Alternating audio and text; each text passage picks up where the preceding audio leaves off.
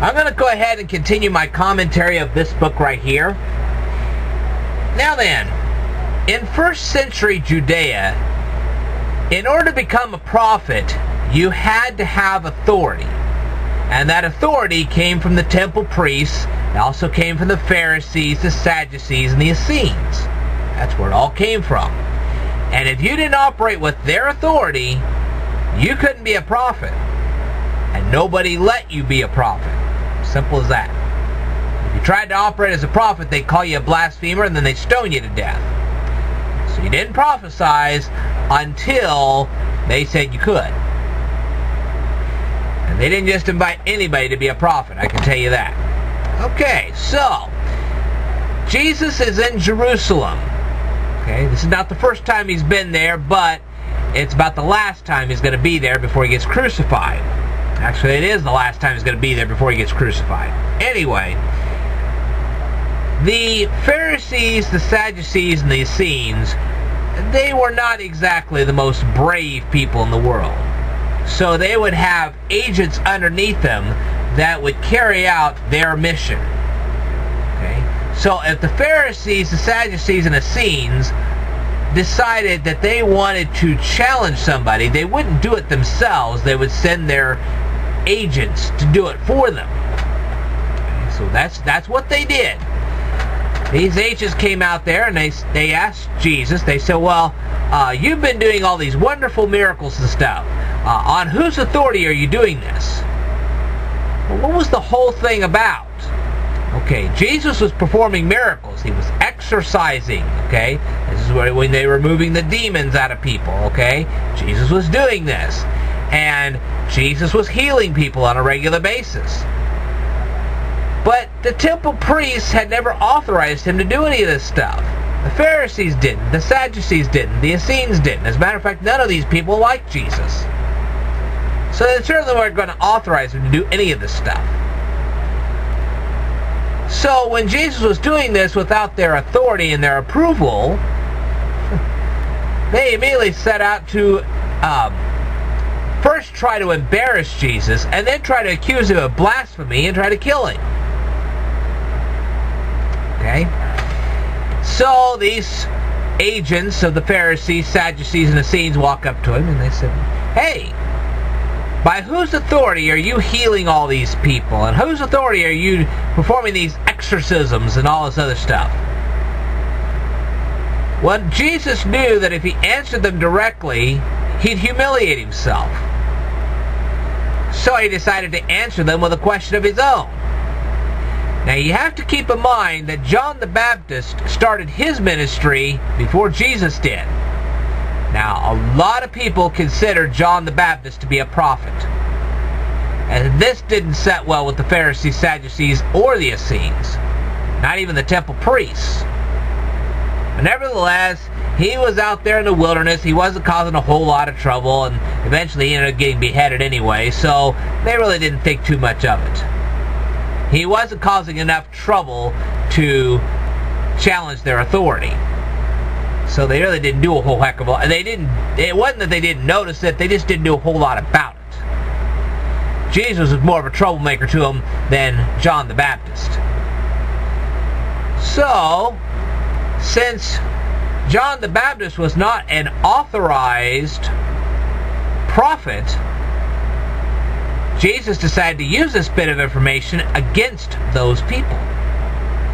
So what did Jesus do? He says, hey, you Pharisees, you Sadducees, you Essenes, you want to know by whose authority I'm healing all these people? Well, let me ask you this. By whose authority was John the Baptist doing all his stuff? Now that put the Pharisees, the Sadducees, and the Essenes into a trap. Because if they acknowledged that God did that without their authority, that was undermining their authority. That'd make them look bad. Of course they weren't going to answer that question because they knew it was a trap. So they refused to answer the question of Jesus, and therefore Jesus refused to answer their question. Because they already knew that the same being that authorized John the Baptist to be a prophet was the same being authorizing Jesus to be a prophet himself.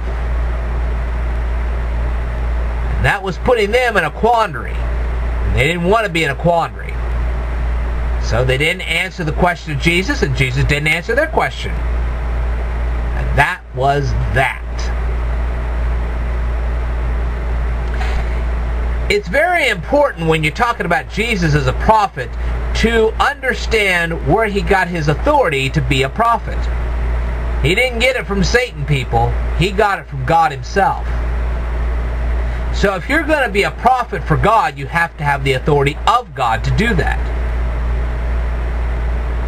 And that means you have to try as best you can to live as clean and wholesome of a life as you can. Because you want to be the best example you can be of Christianity. There is no way that you're going to be as good of an example as Jesus ever was. We are too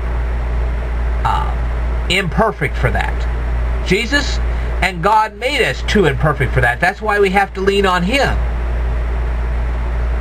It's God that lives through us that gives us our perfection. We can't do it on our own. Left to our own devices, we're going to screw up. But if we depend on God, then we don't. The number one reason why you screw up so bad in your lives today is because you don't depend on God enough. You don't listen to what he has to say. You don't do what he wants you to do. And more importantly, you don't talk to him either. You see, when God bestows blessings, he doesn't just bestow any blessings. Oh, no. He's not going to give you a Maserati, because most likely you don't need a Maserati. But he will give you a car that actually turns on when you turn it on in the morning. That's very important. See what I mean? It's very important to be able to turn that car on in the morning and it actually goes. He rains down a blessing on you every morning when you don't get into a wreck before you get to your workplace. He bestows a blessing on you every morning when you're actually able to get up out of that bed. You're able to walk on your two legs. When you're able to prepare breakfast on your own. When you're able to think straight. How many times have you worried about taking the wrong kind of pills on a particular part of the day? Oops, I took the wrong pills this morning. It's only God that protects you from that. See what I mean? It's those kind of things you need to be thankful for. And you need to tell God that all the time. Say, look, I'm thankful I didn't take the wrong pills this morning. I'm thankful that the car still ran this morning. I'm thankful for the clothes I still wear.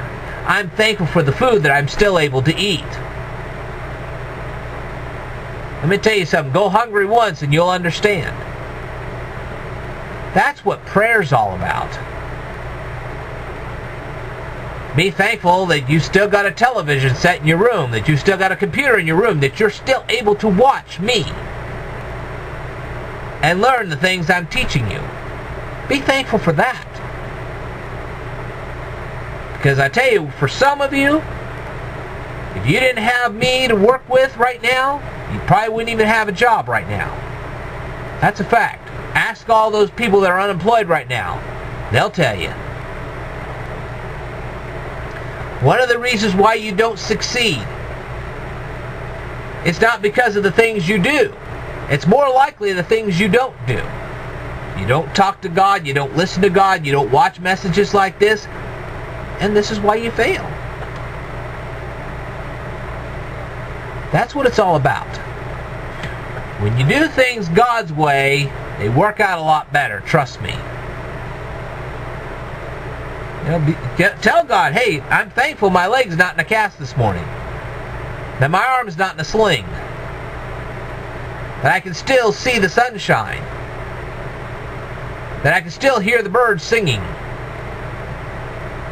That I'm still able to breathe. Those are the kinds of things you tell God. And when we're talking about listening to God, go ahead, listen to these videos, but also read his book. The more you read, the more hope you get.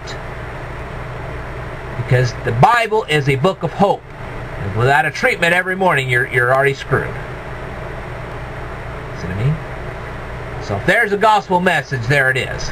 I may be long-winded, and that's fine. I'm long-winded. But I think you get the point. So, next time you wake up in the morning, you tell God, hey, I'm thankful I've still got a shower in the morning, and it's still hot. I don't have a hot water heater going out on me. I've still got electricity in my house. I've still got food on the table. I still got clothes to wear. I got a car that runs. I still got a job. I didn't have a heart attack last night. My mind is still clear. Talk to those people that are suffering from dementia. They'll tell you. If they're coherent enough to tell you. See what I mean? I just want you to think about things like that. And I will tell you more in a future video. Stay tuned.